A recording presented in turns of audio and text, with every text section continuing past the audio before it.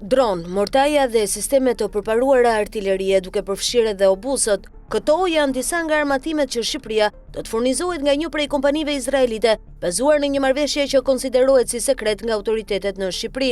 Pikat e marrëveshjes zbulojnë armatimin që Shqipëria do të ketë, ndërsa shumë prej vendeve të rajonit, për shkak edhe të zhvillimeve gjeopolitike, ka rritur buxhetet në fushën e mbrojtjes. Disa muaj më parë Shqipëria nënshkroi marrëveshje me Kroacinë dhe Kosovën në fushën e mbrojtjes, duke shkaktuar një reagim nga Serbia, e cila në anën tjetër krijoi një aleancë me Hungarinë. Pak muaj më parë, Serbia organizoi një paradë ushtarake, duke shpalosur arsenalin e saj të armëve. Sikundër janë publikuar her pas here detaje nga marrëveshjet që Serbia ka nënshkruar me vende të NATO-s për furnizimin me armë. Ndërkohë, në dokumentin zyrtar, thuhet se kompania izraelite e mbrojtjes do të ndihmojë Shqipërinë, një anëtare të NATO-s, të krijojë një industri të pavarur mbrojtëse. Bëhet fjalë për firmën izraelite të mbrojtjes Elbit Systems, e cila do të furnizojë Shqipërinë me armatim dhe do të ndihmojë vendin të zhvillojë prodhimin e saj vendas, shkruan media izraelite Haaretz. Në artikullin e Haaretz thuhet se marrëveshja aktuale është një hap tjetër në forcimin e marrëdhënieve të mbrojtjes midis Izraelit dhe Shqipërisë, një proces që përputhet me përpjekjet e kryeministrit shqiptar Edi Rama